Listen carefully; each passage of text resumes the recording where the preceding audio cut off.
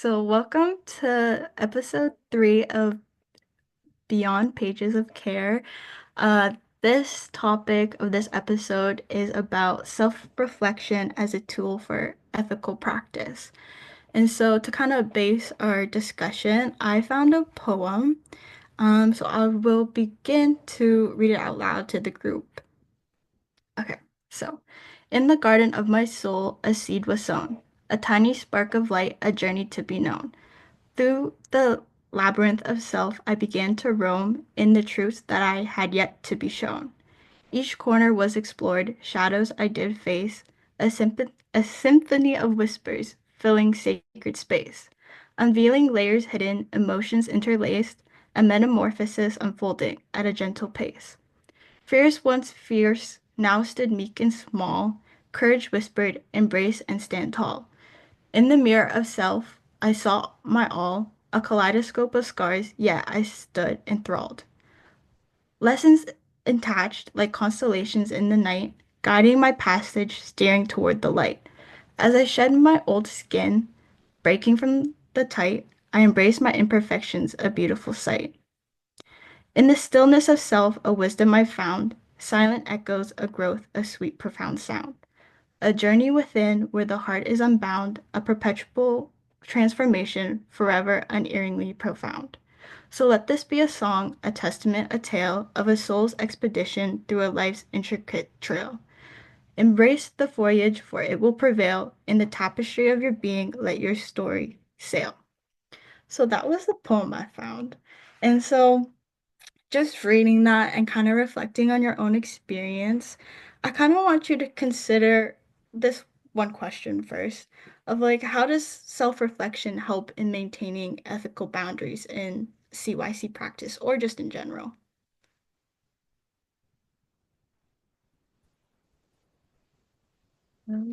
Yeah, so for me, the first thing that I think of is just, yeah, your own personal biases, your own values, and just, yeah, just not letting that like impact and intervene with um like you working with young people. So like considering, your own social location, the intersectionalities that you possess, and just yeah, just sitting and thinking like, okay, my from my own experiences, my own background, stuff like that, like how does that impact the way I engage with youth and stuff like that? That's my piece. That's a really good point because it just reminded me of an experience in my work and like in my practice where I was working with the youth, and as I was getting to know them, I was like, oh my gosh, we have the same experiences. But then I had to take a step back and realize, okay, while we had the same experience, we're not the same people.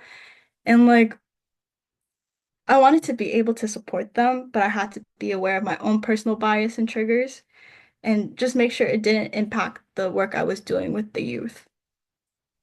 And just to add on to that, and also just something I heard from the poem that you said, um, when the poem in the line where it says where the heart is unbound, like that phrase suggests freedom from like emotional constraints and past traumas or fears. And I think within the field of CYC, like you're dealing with a lot of traumas and fears, whether it's with children and youth or even with yourself and like connecting with the youth.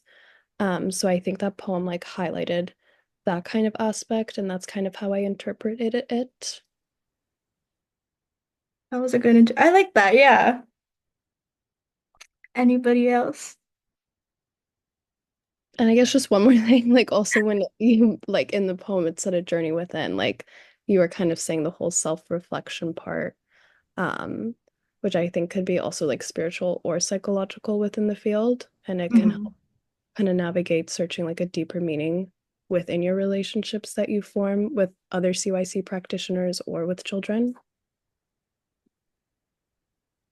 You're just talking about that, and it made me think of my placement. I remember like we had to actually reflect and do some self-reflection on, I think we had like a journal or something that we had to fill out that we had to kind of like write.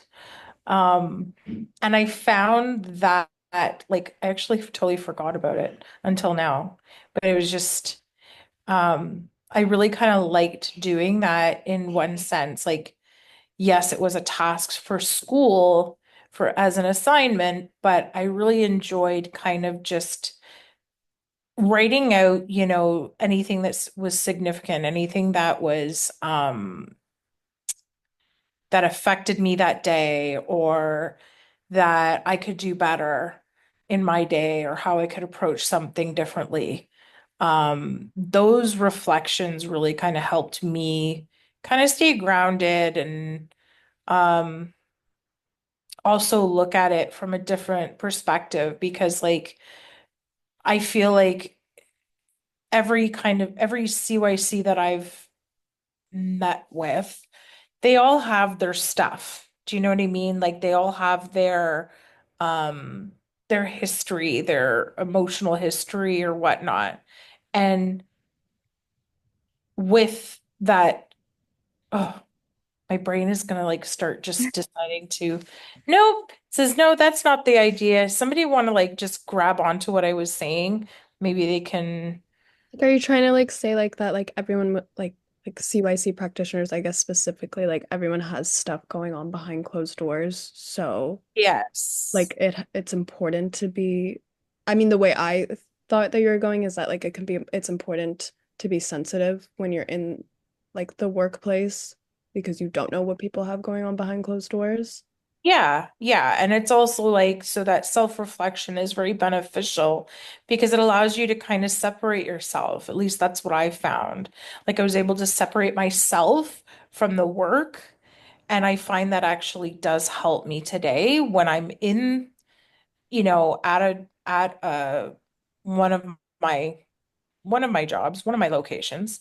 When I'm there, there's been times where I've related to that, the client, or I've heard something that was extremely similar to something that I've experienced or currently was experiencing. And I recall, just kind of being able to separate, knowing that like, not looking at it as like, oh, I'm doing a job. It was literally separating myself from reflecting on what I was doing and what I am currently experiencing. That was a big mouthful. No, no, I got where you were going with that. No, it makes complete sense. I'm like, a mouthful. Yeah. You know, it could also be difficult because I find like if you're working with someone and you can relate to something that they're currently going through, whether you're currently going through it or have gone through it in the past, like I think it was already mentioned, like it's important to like also stay professional and like try not to get in a way too emotional about it because you want to keep the main focus on who you're working with, which I think can be really challenging. I don't know if anyone's experienced that. Yeah, no, absolutely. Absolutely.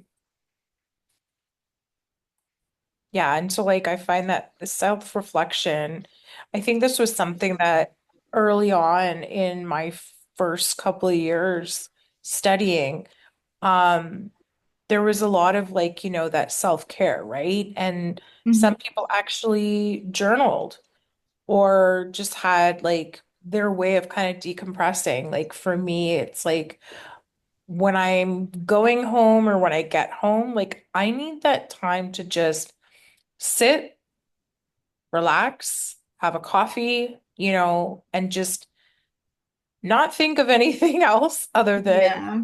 maybe like just, almost like put on a show, read an email, like something, something non-work related. Yeah. It's funny that you mentioned that because my mom used to tell me when you're in one space, like that's all you think about. When you come home, that's all you think about. And she used to tell me like when you leave your work or you leave your home, touch the ground because once you touch the ground, like that's it. You're physically leaving that space. Hmm. Yeah. One of my managers used to tell me that the second we walk through that door, anything negative that we're feeling or any bad moods, they're to be left right outside the door before we start work because sometimes the energy that we bring into the environment will shift it in the exact same way that we're already thinking. So if we're thinking in a positive way, that energy will run off around everybody else and they will also be in a much better mood. We could have a whole episode on what you just said, Ashanti. Seriously. Yeah. No, it's very evident, like with how you, like, yeah, just how you like handle, like, I guess your thoughts and yeah, just like that, how you handle your outlet. It's just very reflective of how you work with and interact with the youth that like your Mhm. kids. That makes sense. Like, no, it does. Don't even worry. Like, just to touch upon the things that you guys have said, like, if you are in a bad mood or if you're in a happy mood, like, especially kids and the people we work with, like, they pick up on it and sometimes it spreads. So if it's negative, it's like you have to kind of self-reflect. You have to separate yourself, I guess you can say. Even though it's hard because we're all human, it's hard to do that. But especially when it comes to the workforce, you really do have to separate your personal self and your professional self. It's definitely a skill that's really hard to master. Like it almost Yes. simple, like just leave it at home or like leave it at school or leave it at work, but it really isn't. Um, but yeah, I definitely think it's important to master that skill in this field, but it's a lot easier said than done. Yes, I agree. Sometimes, sometimes I feel like it's harder because of the fact that we're dealing with young people that have probably gone through the same experiences that we have, and that in the end will almost trigger us in a way to think back to the experiences that we went through. But I feel like it also helps us because of the fact that we went through it and we're able to guide others through it. Yes, it's almost like a healing process in a way for ourselves, like to know that, like, if we're dealing with something, we're dealing with someone who's that in a situation that we've gone through, like knowing that we can support and help them out can also be healing for us as well. Mhm. Definitely. So that was a great discussion. I don't know if anybody has anything else to say. If not, I have another question to spark the discussion. I think you're good to spark it. So the next question I want to ask you guys is how can self-reflection help you recognize and address burnout or compassion fatigue, tiredness, I guess? You're asking, I just want to clarify, you're asking, repeat the question. Now my brain is not working. So how can like the process of self-reflection kind of help you recognize when you're burning out or when you're hit with so much stuff that it's like you're starting to feel like how do I word this? Like compassion, like tiredness, like you have no more compassion to give, like if that makes sense. Yeah, no, totally. I now I understand what you're saying. Yeah. Um, yeah, I've seen burnout. Hmm. Um, and I wonder, like, I've never actually asked them like what they're doing in terms of self-care. Hmm. But I think some of them, like, just from what I've seen, because I've never like experienced it myself. Um, but the whole like just not caring, just really just not caring, and like almost like they're just giving up. Yeah. No. Right? And like I'm watching them, a lot of them are just overtime, overtime, overtime. Hmm. Now you just look at them and they look tired. Yeah. They look like they're not enjoying. Like I feel like there's a level of enjoyment when I go to work. Hmm. You know, I enjoy the challenge. Like I enjoy, being there. I love what I do, Hmm. Like I love this line of work. I love this field. I love kind of all the aspects. but when it comes down to the actual nitty-gritty work, sometimes it takes over and then you're not even doing the job, you're doing paperwork. Yeah. So yeah, I don't know how to answer that entirely, but like I just see it. Like I see the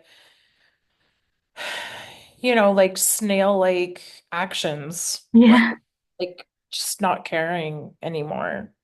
I feel like um just like especially like when you are experiencing burnout, like I haven't experienced it within the field, but I'll be honest, I've experienced it with school. Like it gets to a point where this is too much, and then I get in a rut, and then it's like I don't know what to do. Like I don't even realize it half the time that I'm in a rut. I Yeah, love I think with school it's difficult too, like when you start burning out and something that like I know this probably wasn't really part of the question, but like something like in terms of advice that I would give that like has helped me is like um I've journaled my burnouts and I've journaled like kind of throughout like when I'm feeling overwhelmed and then I like reread those to see kind of where I start to burn out and I try to like fix my routine in order to minimize the chance of that happening again. I don't know if that makes sense, but It does. And to answer your question, I feel like that really answered the question. Yeah, I'm gonna try that, Emily. Like, thank you. yeah, it's like helped because it's hard to kind of document like journaling is supposed to be kind of like something for yourself and like easy, but it is actually quite difficult when it comes to being consistent with it. And I find like when you start writing things down when you're getting frustrated, whether it's school or work or within the field, you can kind of start to notice like where you start to burn out. And it's really helpful because I find when you're burning out, like kind of how you just said, like you don't even realize it happening. Mhm. That's a great way to track your patterns. I'm Mhm. gonna start trying that. Yeah, well, that's really good. Um, yeah, I don't know. I'll just share my like personal experience, I guess. I guess like last semester, like I was starting to feel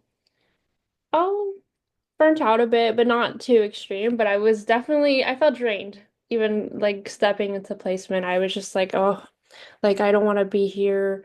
I'm tired of this, stuff like that. And for me, like, yeah, that kind of led to me having a few bad days at placement where I felt like I wasn't performing well with like the students and I don't know, I just had that mindset where I was just like, okay, like that day's done, whatever, like let's move on. But like see, that's not healthy in a way. Like that's not like that's the total opposite of self-reflection. And then I guess like I started to realize that and I'm like, okay, let's let's think about what just happened. Like and then from there, I kind of started to feel better. I was like, okay, see, that's where it went wrong, or this is what you shouldn't do. And like, I felt better. Like, yeah, I was pointing out the bad things, but I was just like, okay, like, see, this tells me what I shouldn't do, what I can do better.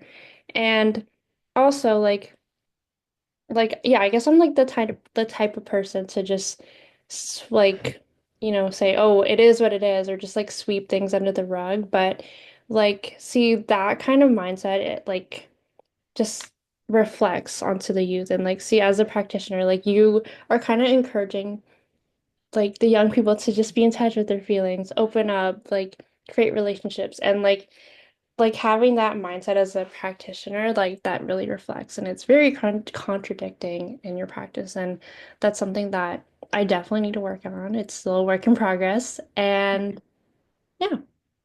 Guys, we're all reflecting right now. Like this Which is Yeah, we is really the are. forum I of mean, that's Uh, this is reflection. the full podcast. yeah, safe space here.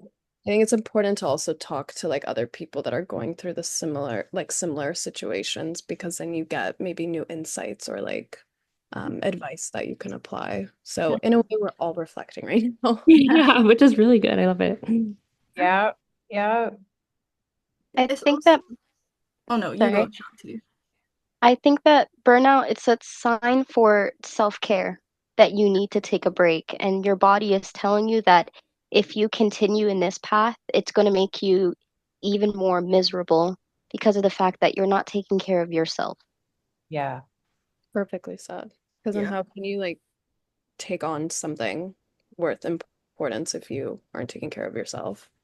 Yeah, absolutely. Like I literally stopped, like I've taken less shifts at one place purposely because it's like I just don't care. When I go there, I'm like I'm not caring about anything because I'm just like there's a lot of things going on in that location that I'm not happy with, you know? And like, so to take care of myself, I'm just taking shifts at another place, you know? And that's been helpful for me. Yeah, because it's like, as a practitioner too, you do have to, even though you work with others and the objective is to help the youth, to help the families, you do in the end have to protect yourself and put yourself first, even though like that ideology can be selfish at times. It's like going back to the idea of safety, like you have to protect yourself. Yeah. Okay, guys, this is great. Okay, so I have one last question, and I know we already talked about it, and like some of you guys already gave like strategies, but just to open it up to, um, how do you participate in reflective practice? Sorry. Well, like I've mentioned that I've done like the journaling, but I think also participating in some form of like physical exercise is really important. Um, so something that I do 3 times a week is yoga, and it helps me reflect because it's just like an hour and a half where I'm doing nothing or not thinking about anything, and I'm just like working on myself in that moment to better myself for responsibilities that I have outside of that moment. Hmm, that's nice. I'm trying to get into like a physical activity. It's just like It's I started doing it and then I stopped, and then once again, like once you're in the rut, it's hard to get back into it. hard. Like consistency is key, but it's really Yes. difficult. Like it took me honestly a couple years to really stay consistent with it. But I think once you find your groove in something, it could be really beneficial to whether it's school or Hmm. personal life or the workplace. Yeah, it's like something you look forward to. Yeah, because it's just for yourself. Like you're not Yeah. thinking about anything and you're just breathing, pretty much. Yes. That's awesome, Emily. Like, that's really cool. I used to have a similar structure where it was like literally for like an hour a day, it would just be my exercise and like I would have my workout, my shower, whatever, and then it was like everything was good, you know? And like at the time I also had my dog too. So I was walking her and so I had a lot of outdoor kind of exercise and like even though sometimes not wanting like specifically not wanting to go out in bad weather with my dog, you know, but getting out and doing those just walking like is Yes. really helpful. Yeah. I found that discussing it with people helped. I would discuss things with my supervisor, which was actually really beneficial because of her experience in the field for a long time. I've also realized that talking to other child and youth care workers, or sometimes just other people, helps to get ideas of what could have changed, or maybe something that I had missed when I was in the situation that somebody else has found out because of the fact that they're able to think about it without being thrown into it. Having like a supportive network, I feel like it is necessary in part of your reflective practice because sometimes you just need to like talk it through with someone to like realize your own experiences. Yeah. See, this is where I think that we're all similar, and so great minds think alike here. Because for me, I also do engage in, I guess, yeah, some sort of like physical activity, like whether that is just, getting some air, going on a walk, or for me, I for me. I love to talk. So I find that like even just like ranting a bit or just expressing, like just sharing my day with like my friends, even though they might find me annoying. Even my family, they're like over it. But like for me, I just love sharing, like regardless if they're listening or not. Just let for me, just like letting it out. Like I feel so much better anyways. And then yeah, even see going on a walk with your friends, that's a good combo too. That's what I love to engage in. And that's what I've been doing actually It's like recently. the best therapy going on walks with your Yeah. friends. Yes, Just and since the weather's nice, yeah, that's what I've been doing. I literally live right next to Taylor Creek Park, and I can tell you I've been out down there like once since I've lived here in 10 years and really bad. But I've been doing other things, so I don't feel so bad about it.